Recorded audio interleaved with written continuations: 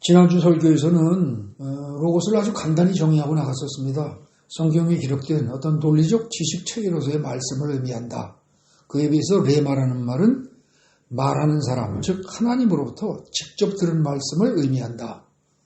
그러면서 주로 레마에 대해서 살폈습니다. 그래서 레마라는 것은 로고스와 달리 어떤 것이냐? 우리가 하나님으로부터 직접 들었고 개인적으로 들었고 그 다음에 음성으로 들리는 그런 말씀을 레마라고 한다. 그래서 오늘날 많은 국내 교회에서는 레마를 듣는 것을 부정적으로 생각하고 말하는 사람도 있긴 한데 그건 명백히 잘못된 겁니다.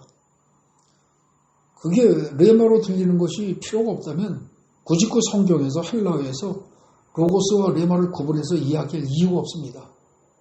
레마와 로고스는 분명히 다른 겁니다. 아주 쉽게 그냥 이분법적으로 간단히 얘기하면 성경에 기록된 말씀은 로고스고 기도하다가 혹은 어떤 때 갑자기 이 성경 말씀이 성경에 기록된 것일지라도 눈에 확 들어오고 갑자기 이게 음성으로 들리고 뭔가 하는 강한 충격으로 다가오는 말씀 그건 레마다. 이렇게 보시면 일단 대충 맞습니다. 근데 그렇게 그냥 대충 하고 넘어가기에는 그래도 조금 부족해서 로고스를 오늘 좀 더 살펴볼 겁니다. 이거를 잘 알면 여러분들이 성경을 대하는 태도가 달라질 겁니다. 오늘 설교 끝나고 나면 내가 성경을 어떻게 읽어야 하는구나 하는 것에 대한 생각이 바뀔 수가 있을 겁니다. 자, 거기 주보에 요약한 거 보십시오. 2번에 보면 로고스는 원래 헬라어, 그리스어의 레고에서 온 말입니다. 레고는 그냥 말하다 그런 뜻이에요. 그냥 말하는 거예요. 이야기하는 거, 말하는 거. 그게 말하다. 동사가 레고입니다. 그래서 거기 보면 레고란 말하다, 의견을 진술하다, 자기 생각을 표현하다라는 뜻의 동사입니다. 그리고 그 밖에도 질문하다, 대답하다, 명령하다, 단언하다, 맹세하다, 보증하다, 등등등등 많은 다른 뜻으로 사용되기도 합니다. 굉장히 뜻이 많아요. 근데 그걸 다 일일이 기억할 필요도 없고, 가장 중요한 건 뭐냐? 말하다, 자기의 의견 혹은 자기의 생각을 진술한다, 표현한다. 그 앞에 한 3가지 정도만 알아두시면 됩니다. 근데 그 레고라는 말에서, 그 동사에서 로고스라는 명사가 나온 겁니다. 로고스는 어떤 뜻을 지니느냐? 이게 국내에서 이 헬라어 사전 중에서 가장 상세하게, 가장 잘 된 헬라어 사전이 바오어 헬라어 사전인데, 이게 두께가 제가 재보니까 딱 7cm 나오더라고요. 엄청 두꺼운 책이죠, 7cm면은. 네. 그런 책인데, 거기서 뭐라고 설명을 하고 있느냐? 바오어 헬라어 사전에서 로고스를 크게 3가지로 나눠서 얘기합니다. 거기 나온 것처럼 말함, 이야기함, 또 고려, 계산, 속셈, 헤아림, 말씀. 3가지로, 크게 3가지로 얘기를 하는 거예요. 처음에 말하는 것, 혹은 이야기하는 것, 이런 뜻으로 이제 쓰이는 것인데, 이런 뜻으로 쓰였을 때 성경에 보면, 혹은 헬라어의 여러 문헌 같은 데 보면, 그걸 말로 표현할 때도 있고요. 진술이라는 말로 번역할 때도 있고, 의견 표현이라고 번역할 때도 있고, 연설이라고 표현할 때도 있고, 의견 혹은 표현, 연설, 교훈, 담화, 사건, 심지어 일, 문제, 기록된 말씀, 연설, 이런 식으로 다양하게 번역이 되기도 해요. 근데 어쨌거나 요약하면 말하는 거예요. 말한 내용, 말한 것, 혹은 이야기하는 행동, 그런 뜻이에요. 그 다음에 이게 고려한다, 계산한다, 셈을 한다, 헤아린다, 라는 그런 뜻의 명사입니다, 이게. 일일이 다 따지고 생각해보고 그런다는 거죠. 그래서 그렇게 한 결과 보고하거나 설명하거나 해명하거나 결산하거나 고려, 사려, 숙고, 혹은 합리적인 이유, 동기, 원인, 그런 뜻으로 로고스란 말을 쓰기도 합니다. 그 다음에 하나님의 말씀, 특히 하나님의 말씀을 지칭할 때, 그럴 때 이제 로고스란 말을 쓰는데 단순히 하나님의 말씀을 지칭하는 것뿐만 아니라 완전히 독립적이고 인격화된 하나님의 말씀. 그러니까 인격화됐다 그러니까 사람의 모습으로 나타났다. 결국은 이건 뭐예요? 예수를 지칭하는 것으로 연결되는 거죠. 이렇게 해서 크게 로고스가 3가지 의미로 사용된다는 겁니다. 이게 그 바오헬라어 사전 908쪽부터 912쪽까지니까 대략 4페이지에 걸쳐서 2단 편집된 사전인데 이 4페이지, 그러니까 8단에 걸쳐서 8단 가까이 이걸 설명을 하고 있어요. 굉장히 상세하게 하고 있는 거죠. 그걸 간단히 요약한 겁니다. 근데 이 로고스라는 명사와 관련된 다른 단어도 좀 살펴볼 필요가 있어요. 그러면 로고스의 의미가 좀 더 분명히 드러날 수 있기 때문에. 그래서 보면은 거기 제가 5가지를 살펴놨습니다. 근데 이것들은 다 여러분들 모르셔도 됩니다. 근데 제가 상세히 이렇게 말하는 이유가 현재 우리나라의 국내의 성도들의 그 어떤 수준이, 지식 수준이 굉장히 높아졌습니다. 그래서 설교를 하면서 어설프게 잘못 알고 헬라어 쓰고 뭐 히브리어 썼다가는 망신당하기 쉽습니다. 상당히 탁월한 수준이에요. 그리고 그들에게 설득력 있게 이해를 시키려고 들면 굉장히 치밀하게 논리적으로 구체적인 증거를 대면서 이야기하지 않고는 잘 안 됩니다. 제 설교가 뭐 우리 교인만 듣는 게 아니고 유튜브로 나가고 그러면서 구독자 수가 1600을 넘어나가고 하기 때문에 그 중에 별별 사람 다 있습니다. 그래서 이 정도를 해도 필요한 사람들은 이 정도 하지 않으면 이해를 안 하려고 들죠. 네. 그래서 상세하게 설명을 했는데 여러분들 중에서 만약에 이게 골치 아프다 그럼 넘어가셔도 좋습니다. 다만 거기 로기조마이 이게 이제 계산하다, 세마다, 평가하다, 판단하다 그래서 로고스에서부터 로고스와 관련된 그런 이제 그 동사인데 여기서부터 쭉 해서 그 아래 뭐 로기코스, 로기온, 로기오스, 로기스모스 이런 단어들 다 몰라도 되는데 그 단어들의 뜻을 갖다가 한번 쭉 보시면 이게 일관성이 있다는 거죠. 전체적으로 어떤 그림이 그려집니다. 그걸 보세요. 로기조마에는 계산하다, 세마다, 평가하다, 판단하다, 뭐뭐라고 강조하다, 고려하다, 숙고하다, 염두에 두다, 계획하다, 마음에 품다, 생각하다, 뭐뭐라고 여기다 믿다. 뭐 이렇게 여러 가지 뜻이 있어요. 이런 식으로. 이러다 보니까 이게 결국 뭐예요? 그냥 단순히 즉흥적인 생각, 툭 떠오르는 생각, 그건 아니라는 거예요. 굉장히 뭔가 치밀하고 꼼꼼히 생각하고 복잡하고 논리적이고 이제 그런 식으로 뭔가 생각한다는 그런 느낌이 있는 거죠. 즉흥적인 감정적인 한마디 툭 내뱉는 말 그런 걸 가지고 로고스라고 표현하진 않는다. 거의 그런 걸 감잡을 수 있죠. 그래서 그 4번 보십시오. 위에서 살핀 바, 앞에서 살핀 바를 토대로 한다면 결국 로고스란 말은 뭐냐? 크게 3가지로 얘기가 되는 거예요. 3가지로. 첫째, 길게 써 있습니다. 거기 찍은 거.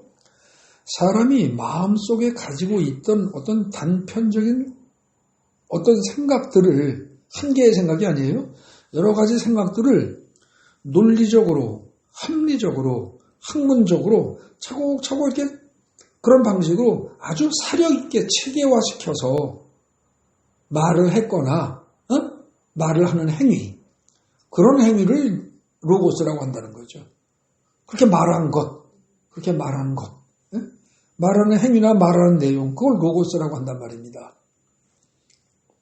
좀 말이 어렵죠. 이게 무슨 말인지. 일단은 그 정도라고 조금 있다가 이제 다음을 살피다 보면 알아집니다. 그 다음에 2번째, 단순한 언어 행위에만 그치지 않고 그러한 언어 행위를 가능하게 하는 논리적인 언어 체계 그 자체를 또 로고스라고 볼 수도 있다는 겁니다.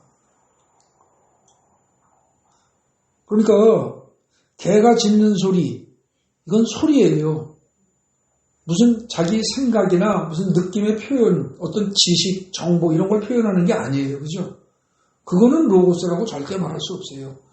또 사람이 하는 말일지라도 아파 뭐 이러고 단순하게 딱 한마디 던진 정도 가지고 로고스다 이렇게 말하기엔 조금 곤란하다는 거죠.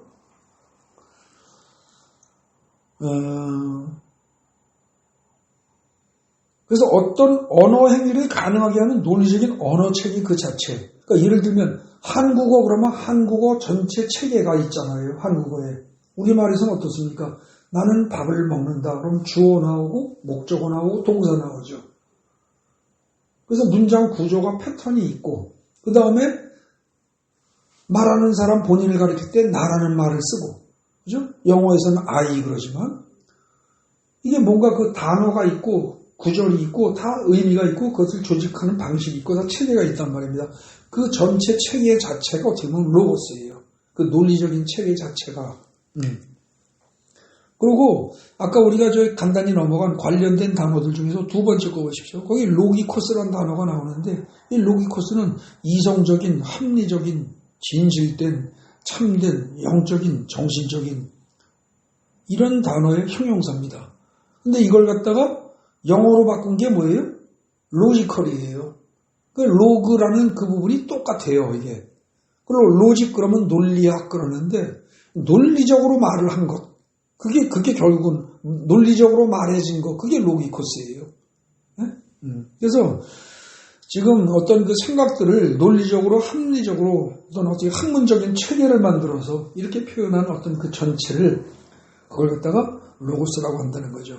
그 다음에 세 번째에서 성경에서는 독립적으로 인격화된 하나님의 말씀을 로고스 이렇게 표현한다는 거예요. 근데 그것이 독립적으로 인격화됐다 그러면 이건 거의 예수라는 얘기입니다. 그죠? 요한복음 1장 1절에 의하면 태초에 말씀이 계시니라 그 말씀이 하나님과 함께 계셨으니 그 말씀이 곧 하나님이라 이러면서 쭉 나오는 거 보면 말씀이 곧 하나님이요 말씀이 곧 예수다 이렇게 되는 거죠. 그죠? 그래서 크게 세 가지 의미가 있는데 로고스라는 말을 갖다가 지금까지 살펴본 대로 레고에서 파생된 것이 로고스요. 거기서 또 파생되고 비슷한 단어들이 그 여러 가지 있는데 그런 것들을 다 살펴보면 체계적이고 논리적이고 합리적이고 꼼꼼히 따지고 그렇게 된 어떤 사실 내용에 대해서 말하는 것, 말하는 행위, 뭐 이런 걸 말한다. 그런 걸 의미한다. 거기에서 출발해가지고 어떻게 보면 그 언어 체계 자체가 다 로고스이기도 하다. 그리고 더 나아가서 하나님의 말씀을 로고스라고 한다. 세 가지로 요약된다는 겁니다. 근데 이제 이렇게 이해를 할 때 다음과 같은 생각이 가능하다는 거죠. 그래서 5번의 1동그라미부터 여기서부터 이제 차곡차곡 보자고요. 로고스가 언어 그 자체 혹은 어떤 하나의 언어 체계라고 한다면 로고스는 그렇게 말할 수 있어요. 반면에 레마는 뭐예요? 그 언어 체계를 통해서 이루어지는 실제 대화 속에서 듣는 행위만을 레마라고 듣는 것만 레마라고 말한다는 거죠.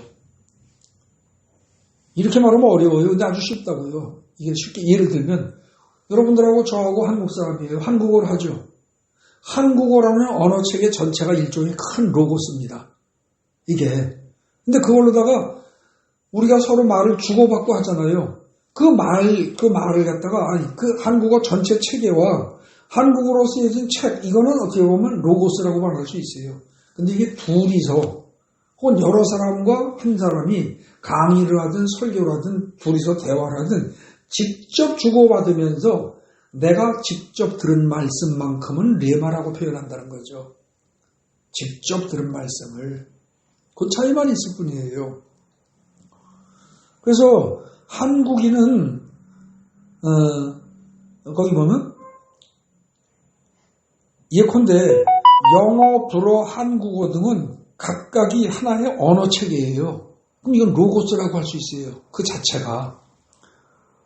그래서 한국인은 한국어라는 언어 체계, 로고스를 배움으로써 한국어를 사용해서 자신의 뜻이나 생각을 말할 수 있죠. 그러니까 말하는 걸 레고라고 그래요.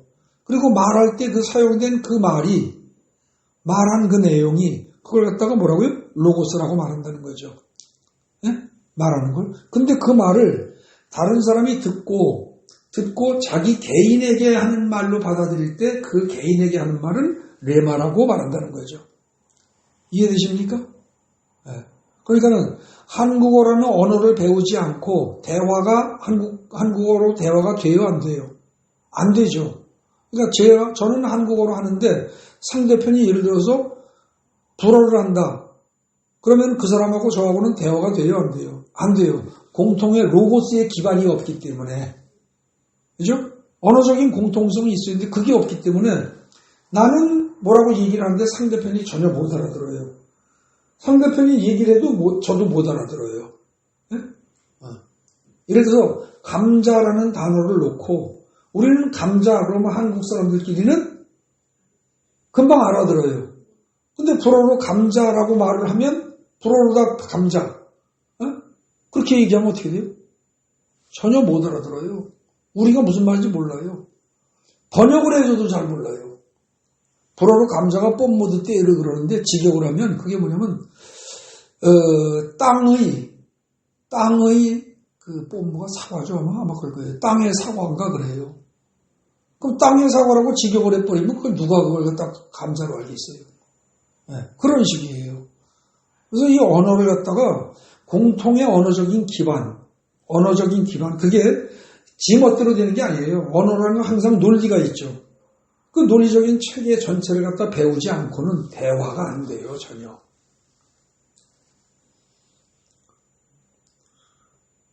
거기 맨 밑에 두 번째 줄입니다. 외국인이 한국어라는 로고스를 배우지 않고는 결코 한국어로 말하거나 레고 할 수가 없어요. 그 다음에 듣는 거, 레마로 듣는 게 불가능해요. 둘이 앉아서 얘기를 해도 못 알아듣는단 말입니다. 그죠? 마찬가지로 한 인간이 하나님의 언어 체계를 배우지 않고는, 하나님의 로고스를 배우지 않고는 대화가 돼요, 안 돼요? 하나님하고. 안 돼요. 절대 안 돼요. 하나님의 언어 체계를 배워야 하나님과 대화가 돼요. 근데 하나님의 언어 체계로 이루어진 책이 뭐예요? 성경이에요. 그래서 성경을 제대로 알지 않고는 절대 하나님하고 대화가 안 돼요. 그럼 성경을 잘 알고 성경을 토대로 기도하지 않으면 기도가 올라가요, 안 가요? 안 가는 거예요. 나 혼자 헛소리 하는 거예요. 여러분들 잘 아셔야 돼요. 그 다음에 하나님은 하나님의 언어 체계를 인간이 쓰는 말 중에서 가장 적절하다고 생각해서 신약은 헬라어로 표현을 했어요. 그렇기 때문에 하나님은 어떻게 돼요? 당신의 의사를 표현을 어떻게 해요? 신약 성경에 쓰인 그거 가지고 해요. 그러니까는 예를 들어서 여러분들 불경을 가지고 기도해 보십시오. 하나님이 응답해요? 안 해요. 성경에 없는 거 가지고 하면 안 해요. 그 다음에 하나님이 응답하실 때 뭐 예를 들어서 최신 유행가 뭐 이런 거 가지고 막 응답하시겠어요? 유행가 가사 같은 거 가지고? 아니, 가능하면 성경에 있는 문장 가지고 거기 있는 어휘와 거기 있는 문장 가지고 답하신다고요. 그러니까 하나님의 언어 체계를 토대로 만들어진 책이 성경이고 우리는 그것 빼놓고 하나님의 언어 체계를 알 길이 없어요. 근데 뜻도 모른 채 가끔가다 하나님의 언어 체계를 쓰는 경우가 있어요. 그게 뭐예요? 방언이죠. 근데 방언을 하면서 지가 그 방언하는 게 무슨 뜻인지 알아요? 잘 모르는 거예요. 무슨 뜻인지도 모르고 그냥 랄랄랄라 너도 하기도 하고 뭐 다른 다양한 말을 갖다가 좀 발음을 바꿔가면서 하기도 하는데 무슨 뜻인지 모른다는 거죠. 네. 그러니까 우리는요 하나님의 언어 체계를 배우지 않고는 하나님의 대화가 불가능해요. 하나님의 언어 체계를 배우는 유일한 방법이 뭐예요? 성경을 많이 읽고 묵상하는 거예요. 그리고 성경에 대해서 올바르게 해석해주는 설교를 듣고 그리고 그 문구를 제대로 이해하는 거예요. 왜냐하면 성경이 번역되는 과정에서 번역이 잘못되고 뜻이 바뀌는 경우가 꽤 많아요. 그렇기 때문에 제대로 된 설교 듣고 원문이 뭐라고 얘기하고 있는가 제대로 알아야 된다는 거죠. 성경을 읽지도 않고 그러면서 묵상한다. 여러분들 최근에 읽은 공자나 맹자 뭐 이런 책 논어 이런 걸 읽고서 다 그거다 100년을 묵상해 보시오. 예수님 제가 공자의 책을 읽어보니까 어쩌고저쩌고 100년을 기도해 보세요. 묵상을 하고 응답 오나. 여러분들이 하나님은 응답하시겠어요? 기분 나빠서도 안 할 거래요. 그러지 않겠습니까? 여러분 성경도 읽지 않고 성경에 있지도 않은 그런 말 가지고 묵상 백날 해봐야 안 돼요. 또 하나님의 뜻을 알기를 원한다. 하나님의 음성 듣기를 원한다. 성경을 읽지 않고 그런 일은 없어요. 여러분 영어를 하나도 모르는 채 영어의 ABCD도 모르는 채 미국 대통령이 나에게 말을 걸어오길 바래요? 그 미친 짓이에요. 말도 안 돼요. 걸어와도 못 알아들어요. 그죠? 걸어와도 뭐라고 쏠라 하는 거야. 쟤 뭐라고 그러는 거야. 이러고 말겠죠. 마찬가지예요. 하나님의 말씀을 제대로 알지 않으면 하나님이 우리에게 응답을 주셔도 못 알아들어요. 그럼 제대로 알아들으려면 어떻게 돼요? 성경 많이 읽어야 돼요. 그러니까 성경 안 읽고 신앙생활 하겠다.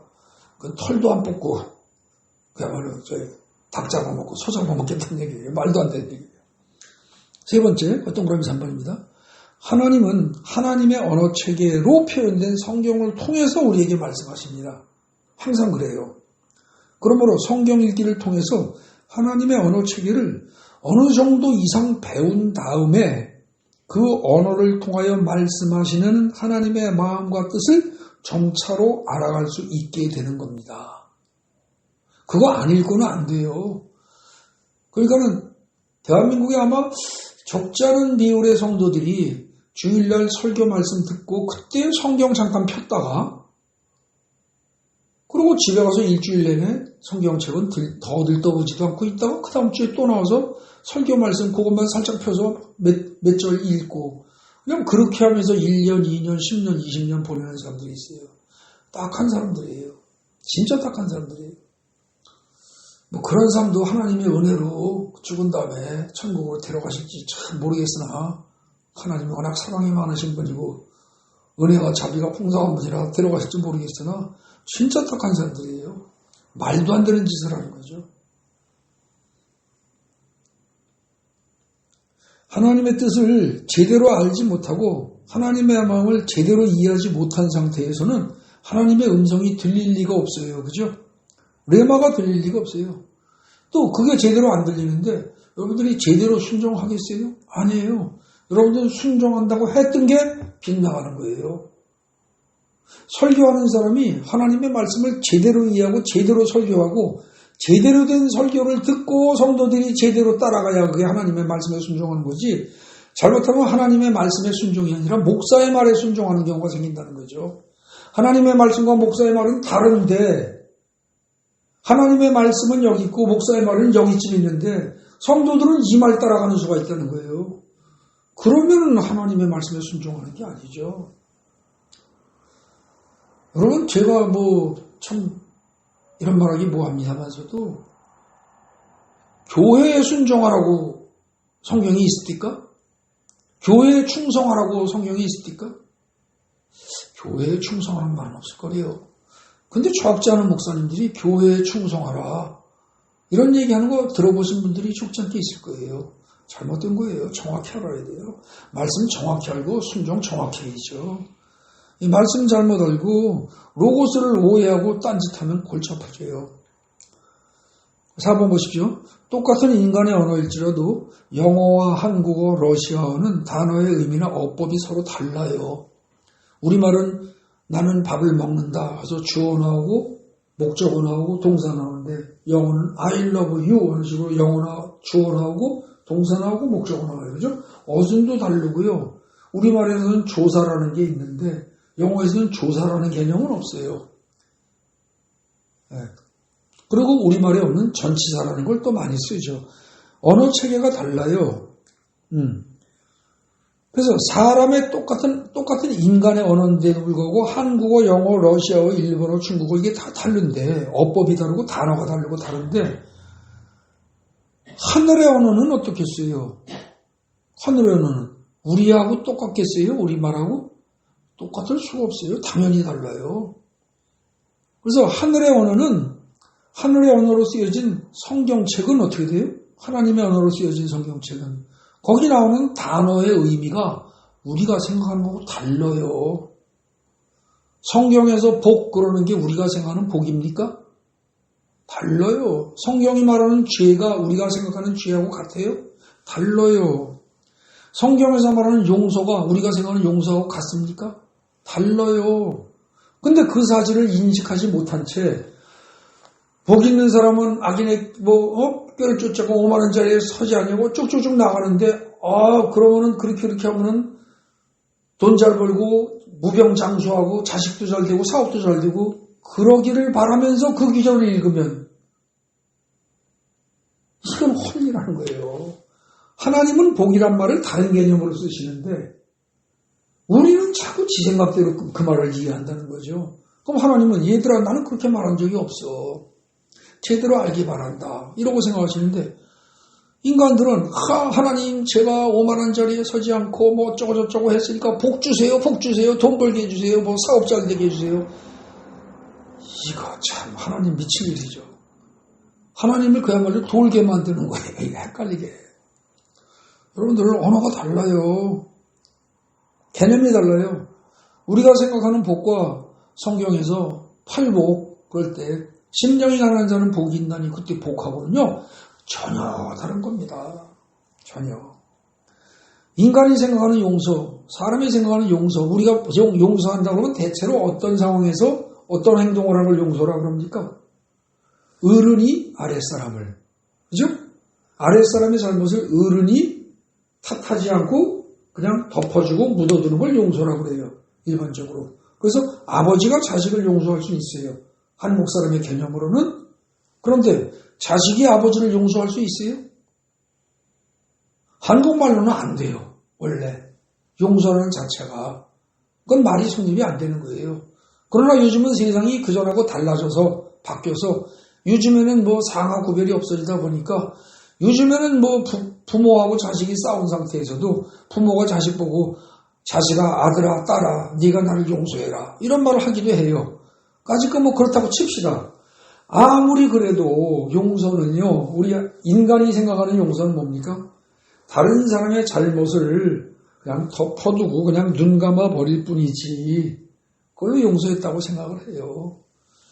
근데 이게 헬라어에서 용서에 해당되는 동사, 용서한다에 해당되는 동사가 제가 전에 누차 강조해서 설교했듯이 아피에미인데 아피에미는 무슨 뜻이에요? 남의 잘못을 어떻게 한다? 내 마음속에서 완전히 뿌리째 뽑아서 갖다 던져버리는 거예요. 그래서 내 기억에 숫자 없는 거예요. 그 사람이 잘못했던 어떤 특정한 사실이 내 기억 속에 숫자 없는 거예요. 아예. 기억조차 아니하신다 그러죠. 하나님은 우리의 죄를 기억조차 아니하신다. 그 상태가 용서예요. 그런데 우리는 보통 어떻게 해요? 어떤 사람은 몇 번 용서해 줬어요. 집단에는. 근데 다음에 또 잘못했어요. 그럼 뭐라고 그래? 내가 너를 수없이 용서해 줬건만 네가 또 그따위 짓을 해? 그 말은 성경적으로 말하면 용서한 거예요? 안 한 거예요? 안 한 거예요. 기억 다 하고 있으니까. 개념이 달라요. 개념이. 그래서 여러분들 내 생각을 가지고 특히 내 개인적인 생각과 한국인들의 어떤 어법 이런 걸 가지고요. 한국인의 언어적 관점에서 성경을 읽다 보면 복이란 거는 뭐 물질복에 건강복에 뭐 무병장수에 오복 뭐 칠복 팔복 뭐 이러고서 그냥 막 이러고 나와요. 근데 성경은 전혀 그러지 않아요. 한국인의 관점에서 그렇게 해서 성경을 읽는다. 그거는 하나님을 무시하는 거죠. 그건 하나님 무시하는 거예요. 그러니까 원래 어떻게 됩니까? 하나님의 어법으로 하나님의 언어적 관점에서 하나님의 관점에서 성경을 쓰신 하나님의 관점에서 이해를 해야 돼요. 심령이 가난한 자는 복이 있나니 만약에 그 문장을 읽었는데 거기서 복이 뭔지 모른다. 그리고 앞뒤로 쭉 읽어보니까 이게 무슨 뭐 부귀, 영화, 장수, 물질, 축복 뭐 이런 것 그런 게 아닌 것 같거든 읽어보니까. 만약에 그렇다면 하나님 여기서 말하는 복이 우리가 보통 상식적으로 생각하는 복과 같은 겁니까? 아닙니까? 이게 만약에 다른 거면 가르쳐 주세요. 이러고 기도해야죠. 근데 일체 기도 안 하고 복이 심령이 가난한 자는 복이 있나니 뜻도 모르고 심령이 가난한 자는 복이 있나니야. 그냥 무슨 복인지도 모르고 심령이 가난한 게 뭔지도 모르고 그러고서 그 줄줄줄 다 외워 팔복을. 무슨 소용이 있어요? 아무 의미 없어요. 여러분 하나님의 어법과 하나님의 언어적 관점에서 성경을 이해해 나가야 됩니다. 그래서 내 생각과 하나님의 생각이 다른 거는요. 반드시 구분해야 돼요. 죄라는 말, 거기 죄라는 말도 그래요. 죄가 우리가 보통 한국인이 생각하는 죄는 뭐예요? 여러분 길 가다가 길에다가 가래침 뱉은 게 죄입니까? 그거 아주 죄라고는 안 해요. 그죠? 길 가다가 신호등 운전하다가 위반했어요. 그게 죄입니까? 아니에요. 그 죄라고 안 그래요. 그래서 그걸 갖다가 죄에 대한 벌을 받는다가 아니라 범칙금이라고 그러죠. 만약에 보증에 벌을 받는다면 규칙을 어긴 거예요. 규칙을 어긴 정도 가지고는 죄라고까지는 하지 않아요. 그죠? 그럼 우리 한국인들의 일반적인 어법으로는 죄라고 하면 적어도 어떻게 돼요? 감옥에 들어갈 만한 어떤 행위를 했을 때 살인하고 간음하고 도둑질하고 등등 뭐 그 정도쯤 했다 그러면 죄일 수 있어요. 근데 교통신호 위반한 정도 가지고 죄라고 그러지는 않는다는 거죠. 근데 성경은 그런 개념을 가지고 성경을 읽으면서 죄 소리를 그냥 그렇게 받아들이면 이건 뭐 하나님이 말씀하시는 거보다 우리가 전혀 다르게 이해하는 거죠. 말도 안 되게. 그렇게 이해를 하니까 사람들이 어때요? 안 믿는 사람들한테 전도를 할 때 안 믿는 사람들이 뭐라 그래요? 믿겠다고 했다가 따라서 그러면 내가 기도한 대로 따라서 하세요. 그러고서 하나님 나는 죄인입니다. 그럼 딱 멈춰져가지고 나 죄인 아닌데요? 이런다는 거죠. 왜냐하면 그들이 생각하는 죄는 살인하고 간음하고 도둑질하고 자기는 안 했으니까. 근데 성경이 말하는 죄는 뭐예요? 이거는요, 하마로티아 그래가지고 관역에서 벗어난 거예요. 헬라어로 말하면. 정확히 맞았고 정확히 화살이 가야 할 길이 있는데 그것에서 벗어난 거예요. 그럼 정확히 맞춰야 할 게 뭐냐면 하나님의 말씀이에요. 그거에 정확히 가서 맞닿아야 돼요. 하나님의 말씀과 맞닿아야 되는데 그걸 벗어나서 하나님의 말씀을 벗어나서 하는 행동이 몽땅 다 죄예요. 하나님의 뜻을 벗어나서 내 뜻대로 내 고집대로 한 게 몽땅 다 죄예요. 그러면 여러분 어제 오늘 사이에 오늘 아침부터 지금 사이에 얼마나 많은 죄를 저질렀습니까? 하루 종일 죄 짓고 사는 거예요. 어떻게 보면 내 고집대로 한 게 다 죄라니까. 내 고집대로 한 게 모든 행동을 하나님한테 다 여쭤보고 내 행동이 하나님의 그 로고스의 말씀에 비추어 볼 때 맞는가 틀린가를 생각하고 그것대로 행동해야 되는데 성질 내지 말라는데 성질 막 내고 말 조심하라고 했는데 말 막 해대고 그죠? 분을 내도 하루를 넘기지 말고 분을 풀라고 했는데 그냥 며칠씩 가고 부부싸움 했다 그러면 네가 이기나 내가 이기나 보자. 내가 죽어도 먼저 말을 못한다. 이러고선 그냥 버티고 그게 그냥 하루 종일 죄지는 거예요. 전부 다 죄지는 거예요. 그러니까 죄라는 개념이 다르다니까요. 복도 다르고 죄도 다르고 용서도 다르고 이런 기본적인 개념들이 영 달라요.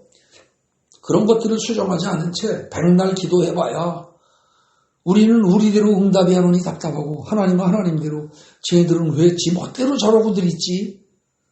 또 답답하시겠죠. 그죠? 결국은 성경 말씀을 제대로 알고 우리식으로 지멋대로 해석하지 말고 그리고 제대로 기도해야 응답도 오는 겁니다. 근데 그러려면 첫 번째가 뭐라고요? 성경 우선 많이 읽어야 돼요. 그리고 바르게 읽어야 돼요.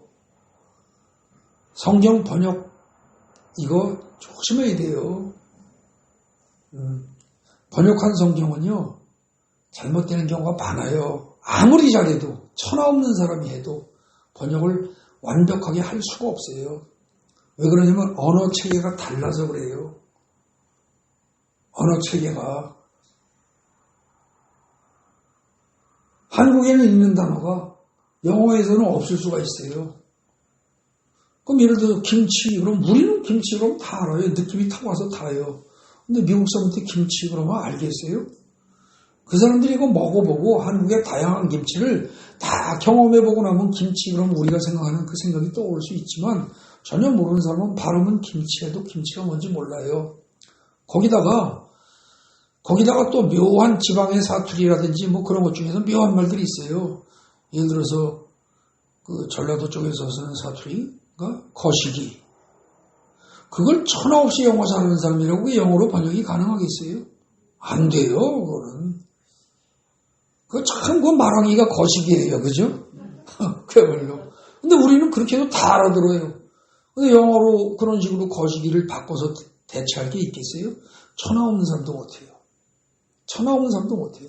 아마 미국에서 평생을 산 사람도 한국어, 미국어, 영어를 두 개를 동시에 둘 다 원어민으로 두 가지를 다 아는 사람도 거시기는 번역이 안 될 거예요.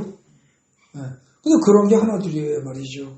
그러니까 사실은요, 성경은 애시당초 쓰여진 원어로 쓰여진 거 이외에 그 다음 언어로 번역되는 순간 어떻게 돼요? 의미가 많이 바뀌어요. 왜곡되는 게 적지 않게 있어요. 그러니까 번역된 성경으로 읽는다는 것은 사실은 바람직한 게 아니에요. 물론 그렇다고 해서 우리가 모두 다 원어를 공부할 수는 없어요. 전부 다 히브리어하고 헬라어를 공부해야만 하는 건 아니에요. 그렇기 때문에 모든 사람이 할 수는 없으니까 사실은 목사라든지 이런 사람들이 잘해야 돼요. 언어 공부를 열심히 해가지고 그걸 제대로 알아서 설교하는 내용에 관한 것만이라도 제대로 알아서 제대로 파악을 해가지고 제대로 전달을 해줘야 돼요. 한마디로 설명할 수 없는 건 길게 해서라도 설명을 제대로 해주고 제대로 이해시킨 다음에 그걸 토대로 하나님과 대화할 수 있도록 해야죠. 하나님은 용서해라 그러면서 한국말로 하시면서도 말씀으로는 용서해라라고 하지만 네 생각에서 그 사람에 대한 미움과 원망을 씻은 듯이 잊어버려 던져버려 그런 뜻으로 용서해라 그러시는데 우리는 알았어요. 더 이상 그 사람한테 싫은 소리 안 할게요. 속에선 밉살 맞아 죽겠지만 이런 생각을 하고 있으면 우리는 용서했다고 생각하지만 하나님은 용서 안 했다고 생각하시는 거죠. 아시겠어요? 예. 여러분 우리가 보통 신앙생활에서 믿음이 자란다라든지 그 다음에 5번 얘기하는 겁니다. 신앙이 성장한다. 이건 뭐예요? 인간들의 언어에 기초한 인간적인 관점을 벗어나서 하나님의 언어적 이해를 토대로 하나님이 쓰시는 언어, 하나님이 쓰시는 개념을 정확히 알아야 돼요. 그걸 토대로 해서 하나님의 관점에서 생각하고 하나님의 관점에서 판단하고 하나님의 관점에서 행동하는 방향으로 우리 인간성이 바뀌는 거 그게 신앙이 큰 거예요. 그래서 교회를 10년, 20년, 30년 평생을 다니면서도 성실머리가 요만큼도 안 바뀌어. 헌디라는 거예요. 여러분 옷을 염색을 하는데 염색 약 넣고서 풀어놓은 그 염색 액체 있는 속에다가 한번 집어넣었다 나오면 금방 염색이 똑같이 돼야 안 돼요. 될 수가 없어요. 차 나오는 것도. 넣었다 뺐다를 여러 번 하다 보면 나중에 원하는 색깔이 나오죠. 근데 교회를 10년, 20년, 30년 평생을 다녀도 맨 처음에 성실머리가 그냥 그대로 가. 그냥 계속. 그거는요. 전혀 염색이 안 된 채 평생 염색통에 들락날락하는 천하고 똑같아요. 나중에 그 천 어떻게 하겠어요? 그 주인이. 어떻게 해요? 끝까지 염색할까요? 이건 도저히 안 되네. 이상한 놈 다 봤네. 그거 집어버릴 거요? 안 그래요? 염색 안 하고 그냥 똥걸레로 쓰든지. 그죠? 그냥 버릴 거라고요. 변화되지 않으면은요, 그건 가짜 그리스도인이에요. 무늬만 그리스도인이에요. 여러분들, 우리의 기독교 신앙을 가진 사람들의 신앙생활의 목표는 자기의 심성이 변화되는 겁니다. 자기의 영혼육이 몽땅 다 변화되는 거예요. 근데 그 변화되지 않은 채 그냥 자기 고집 그대로 가지고 죽을 때까지 자기 고집 가지고 지가 옳다고 생각하는 건 무조건 옳은 거고 남의 말은 무조건 틀린 거고 나만이 옳고 이러고 그냥 세상에 중요한 나밖에 없고 계속 그러고 살아가요. 끊임없이. 그게 나쁜 놈이에요. 사실. 여러분 믿음이 자란다, 신앙이 성장한다 이 말은 뭐냐면은 내 관점에서 벗어나서 인간의 관점에서 벗어나서 하나님의 관점에서 생각하고 하나님의 관점에서 판단하고 하나님의 관점에서 행동하는 방향으로 우리가 인간성이 총체적으로 바뀌는 거예요. 그거 안 바뀌면 헛거리니까요. 직분이 자꾸 올라가면 뭐 할 거예요? 신학 공부하고 전도사고 목사 되면 뭐 할 거예요? 목사도 필요 없고요. 장로도 필요 없어요. 그거 안 변하면. 죽을 때까지 하나도 안 변했다. 반드시 천국 못 갑니다. 그거는. 절대 못 가요. 갈 수가 없어요. 어떻게 가겠어요? 여러분들 그냥 남의 얘기 조그만 거 하나만 들으면 험보다 많은 재미로 인생 사는 사람들이 가끔 있어요. 진짜. 조금만 알았다면 즉시 옮기면서 그냥 방구 꼈다 그러면 똥 쌌다는 식으로 과장해가지고 말 퍼뜨리기 좋아하고 남이 뒷말 좋아하는 사람들이 있어요. 그 사람들 천국 가면 어떻게 되겠어요? 뒷말 할 수 없어서 못 살 거래요. 누가 들어주려고 들어야 말이지. 하나도 없을 텐데. 거기서 그거 못해서 못 살아요. 그럼 어떻게 해요? 결국은 지가 스스로 나와요. 그래서 뒷말하는 인간들만 쫙 모여있는 집단에 가서 보면은 문제 있는 놈들도 많고 거기 가서 이걸 해대야 들어주는 놈도 많고 그걸로 가겠죠. 저절로. 그 영이 천국에서 버티고 살 수가 없어요. 영적 수준이 낮은 단계로 스스로 지가 견해러 가요. 지가 스스로 지옥으로 가게 돼 있어요. 여러분들 심성 바뀌어야 됩니다. 인간성 바뀌어야 됩니다. 그게 우리 신앙생활의 목표예요. 부귀, 영화, 장수, 무병장수 어쩌고 저쩌고 그런 거 자식 잘 되고 사업 잘 되고 뭐 그게 신앙생활의 목표 아니에요. 그건 하나님이 세상 살면서 덤으로 주시면 받는 거고 어떤 이유에서든지 안 주시면 못 받는 거예요. 바울 같은 경우에 제가 뭐라고 그랬어요? 자기 병 고치겠다고 하나님의 통사정을 하고 진지하게 3번씩이나 기도했는데 내 은혜가 내게 족하도다. 더 이상 말하지 마라. 그러고 끝났잖아요. 바울도 그럴 텐데 그죠? 하나님이 안 된다고 하면 안 되는 거예요. 은혜로 주시면 누리는 거고. 예. 근데 그냥 그거 안 준다고 그냥 내가 원하는 거 안 준다고 그냥 하늘을 향해서 주먹질을 하고 막 핏대를 올리고 뭐 이런 식으로 한다. 그건 아니죠. 절대로 아니죠. 여러분 생각과 행동이 안 바뀌면 절대 아닙니다. 6번 보십시오. 여러분들 성경을 보는 관점이요. 뭐 여러 가지로 나눌 수 있는데 크게 3가지 정도 나눠볼 수 있어요. 첫째, 어떻게 보냐. 단지 오랜 세월을 통해서 만들어진 하나의 책이다. 이렇게 보는 사람도 있어요. 그냥 책이야, 책. 근데 저자가 여럿이야. 그리고 오랜 세월 동안 만들어졌어.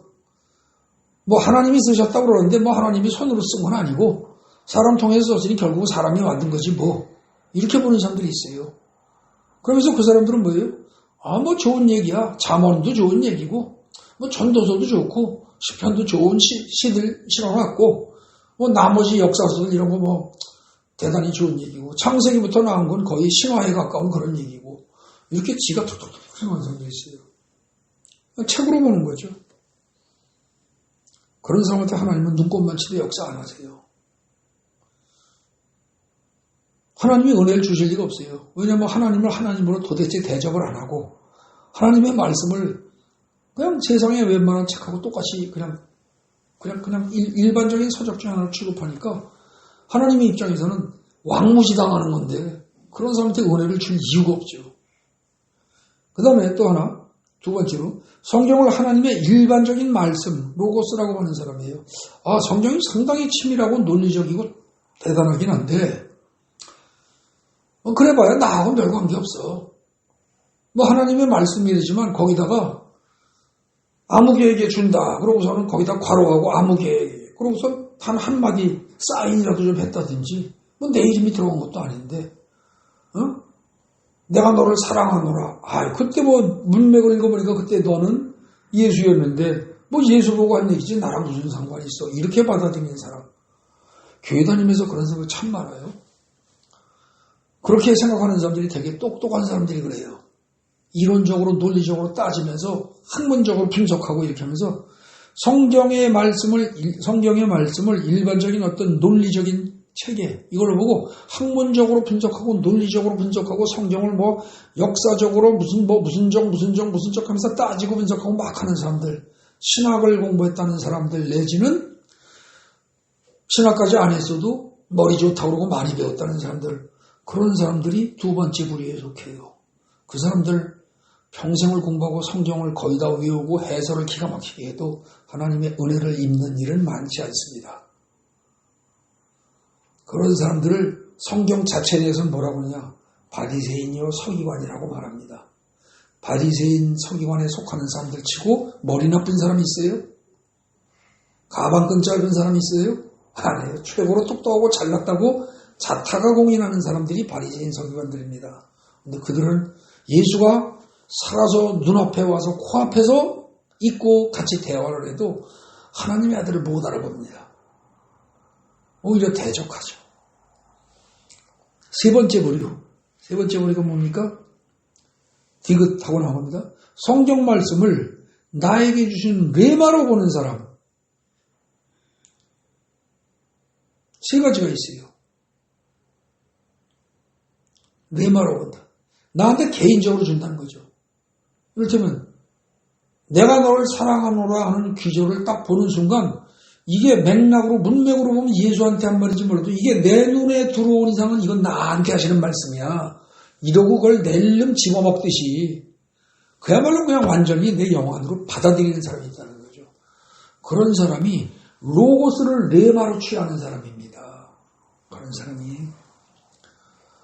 그래서 그 세 가지가 있는데 거기에 성경은 단지 오랜 세월을 통해서 만들어낸 하나의 책이다라고 보는 사람은 그냥 성경을 역사책, 문학책, 윤리적인 책으로 여기고 맙니다.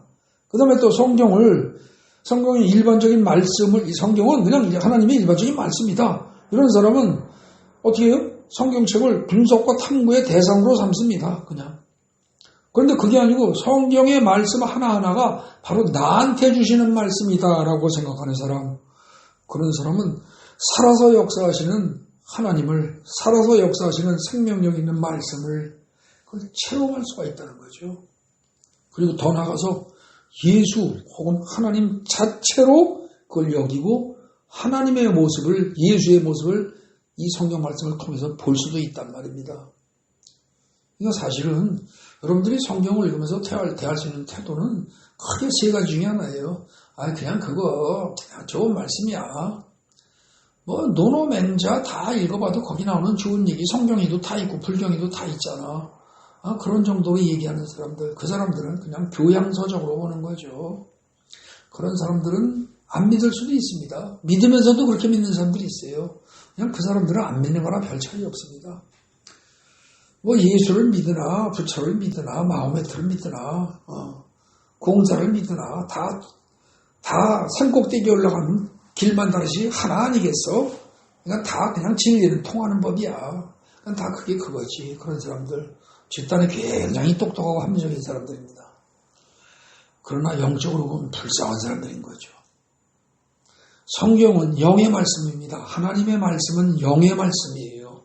영적으로 받아들이고 영적으로 이해가 되고 영적으로 흡수가 되어 있는 건데 이걸 지식적으로 분석하고 따지고 지식적으로 이해하고 그러고 다 됐다. 아주 딱한 사람입니다. 고기를 씹어서 맛있게 먹고 소화시키고 그게 내 몸에 힘이 되고 뭔가 영양분이 되어야 되는데 고기를 쓱 보고서 이건 소고기구만, 이건 돼지고기구만, 이건 구웠는데 좀 탔네, 덜 탔네. 그거 분석 톡톡톡 하고 됐어. 그러고 넘기는 사람하고 똑같은 거죠. 딱한 사람들이에요. 7번입니다. 성경의 말씀을, 즉 로고스를 나에게 개인적으로 주시는 말씀, 레마라고 생각하고 믿고 그렇게 읽는 사람은 내가 그렇게 믿고 성경을 읽어야만 그 성경 말씀이 곧 레마로 들릴 가능성이 커집니다. 내가 그렇게 생각하고 읽어도 그게 확 안 들어올 수 있어요. 그런데 실제로 그렇게 믿고 생각하고 읽다 보면 이게 확 나한테 진짜 가슴으로 파고들면서 비수가 꽂히듯이 팍 꽂히듯이 강하게 충격적으로 일로 올 수도 있고요. 일로 올 수도 있어요. 그리고 그게 일로 들릴 수가 있어요. 가슴으로. 어떨 땐 귀로 들리기도 해요. 귀로도 들리고요. 가슴으로 들리고요. 근데 가슴으로 들리는 게 소리는 아닌데 분명히 소리예요. 더 이상 설명 못해요. 소리가 아니긴 아닌데 그러니까 남은 못 들었는데 나는 분명히 소리예요. 그게. 그리고 음성으로 귀에 들리는 것도 내 귀에 들리는데 남들은 하나도 안 들려요. 근데 나는 그 음성을 잊을 수가 없어요. 그 음성이 얼마나 인자하고 푸근하고 좋은지 평생 안 잊어먹어져요. 그 다음에 성경을 읽는데 그냥 제가 조금 했던 경험 중에 한두 가지 말씀드리는 겁니다. 성경책을요. 상대편하고 나하고 둘이 앉아서 대화를 하면 성경책을 꼭 펴놓고 나는 거꾸로 보는데 여기 있는 글씨들이 전에도 한번 말씀드린 적 있어요. 글자가 그냥 이만큼 한 이만하게 그냥 꼭 쭉쭉 이렇게 올라오면서요. 부분 이게 다 보이는 거예요. 그러니까 무슨 내가 읽으려고 애쓸 것도 없이 저는 눈이 나쁜데도 불구하고 그때만큼은 내 눈에 확실히 보일 정도로 그냥 글자가 퍽퍽퍽 떠올리면서 굵은 글씨로 보이는데 상대편은 들여다보고 있고 나는 여기서 이렇게 보면서 거꾸로 보고도 그 말만 계속 전하는데 그것만 읽어가면서 전하는데 성경책 양쪽으로 이렇게 펴놓은 2페이지 이거 가지고요 1시간만 설교가 그냥 계속 이어져요. 그런 것들이 가능하단 말입니다. 레마로 들릴 경우에는 그런 여러 가지 일들이 가능해요.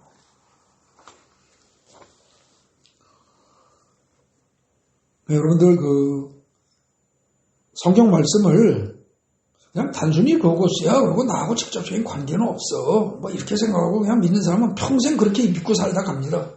근데 죽어도 나는 이 오늘 읽는 말씀 중에서 최소한 한마디라도 하나님이 나에게 직접 주시는 말씀을 내가 듣고 말 거야.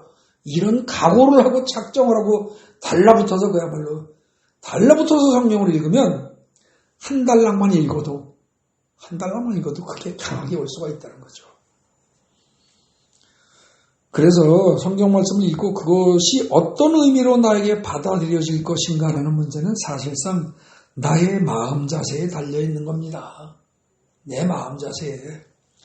그러니까 여러분들 새해가 돼가지고 성경 일독한다고 시작하신 분들 많이 있을 텐데 지금 얼마나 진행하고 얼마나 포기하셨는지 몰라도 성경을 읽으면서 일독한다고 하면서도 어떻게든지 일독하겠다 분량을 채우겠다고 그냥 그거를 마지 못해서 그냥 대충 읽고 넘어가는 거 그 짓은 10년을 해도 별로 소득이 없습니다. 성경에 관한 지식은 좀 드러났죠. 레마를 들을 수 있는 기초는 좀 많이 될지 모릅니다. 그러나 더 이상에 들리지는 않을 겁니다. 뭐 하나님의 은혜로 그런 사람도 간간히 또 듣게도 해주시고 하기도 하겠지만 근데 요 한 달락을 읽어도 여기에서 하나님이 직접 나한테 말씀하신 걸 내가 평생 잊지 않도록 가슴에 박히도록 뭔가 오늘은 찾을 수 있을 거야. 하나님 주실 거야. 이런 각오를 하고 그야말로 악착같이 달라붙는 사람이라면 그래서 성경 말씀을 그야말로 예수라고 믿고 예수의 얼굴을 보는 것처럼 단어 하나하나 글자 하나하나를 진지하게 바라보고 파고드는 사람은 성경 말씀 로고스 속에서 레마, 즉 나에게 주신 말씀을 발견할 겁니다. 그리고 더 나아가서 예수의 얼굴을 볼 수도 있을 겁니다. 마지막 결론입니다. 성경을 단순히 하나의 책으로 대할 것인가 아니면 하나님의 일반적인 말씀으로 그냥 대할 것인가 아니면 나에게 지금 주시는 지금 나에게 주시는 말씀으로 대할 것인가 이건 나의 마음 자세에 따라서 달라지는 것이고 그 마음 자세에 따라서 성경은 어떻게 돼요? 단순한 책이 될 수도 있고 로고스로 다가올 수도 있고 레마로 다가올 수도 있고 심지어 얼굴을 가진 예수로 다가올 수도 있다는 겁니다. 가능하면 우리가 그야말로 최소한 레마로 그리고 살아있는 예수의 얼굴로 인식을 하는 은혜가 있어야 될 줄로 믿습니다.